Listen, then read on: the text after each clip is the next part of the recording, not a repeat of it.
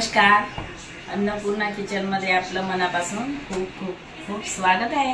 आजची रेसिपी आहे साबुदाण्याची खिचडी। हे साबुदाणा धुवून स्वच्छ तास भिजू घातलेला आहे। हे भिजून असा नरम झालेला आहे। बघा, घेतले होते त्याला भाजून मिक्सर मधून बारीक करून घेतलेले आहे। या पद्धतीने बारीक करायचे। साबुदाण्याच्या खिचडीला 2 बटाटा, 2 हिरव्या मिरच्या आणि थोडा तिखट मिरचीचा पेस्ट। कढाई ठेवलेली आहे गॅसवरती। कढाई गरम झालेली आहे। आता यामध्ये शेंगदाणा तेल घातलेला आहे। उपास आहे ना, त्यामुळे तूप किंवा शेंगदाण्याचं तेल घालायचं। बटाटे घेतले होते, याला पातळ पातळ कापून घ्यायचे असे। बटाटा कापून झालेला आहे।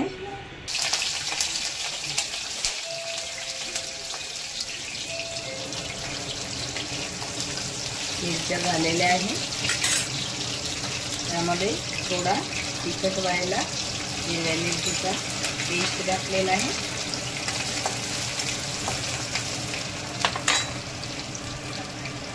त्यामध्ये हे परत कापल्यानंतर बटाटा भरून घेतलेला आहे।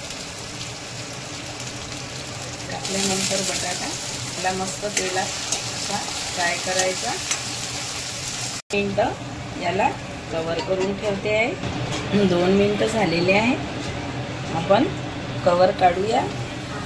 झालेला आहे बटाटा, झालेला आहे।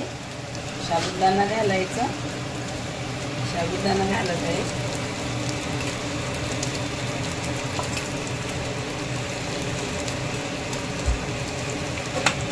यामध्ये शेंगदाणा कूट घातलेला आहे।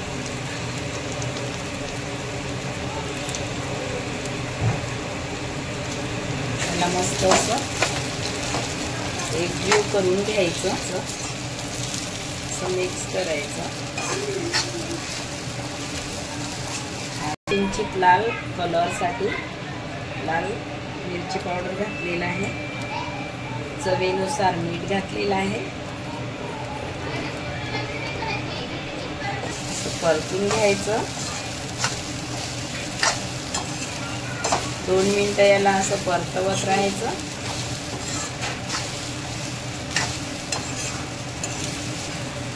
थोडी झालेली आहे। बघा, उपवासाची आहे। उपवास असते त्याला काढून घेऊ या पॉट मध्ये। मध्ये काढलेली आहे मिरच्या। बघा किती मस्त झालेला आहे। छान टेस्ट झालेली आहे खिचडीची, छान झालेली आहे। यासोबत दही किंवा ताक खायचं असते। माझ्या चॅनलला सबस्क्राईब करा, शेअर करा, लाईक करा आणि बेल आयकॉन दाबायला विसरू नका। धन्यवाद।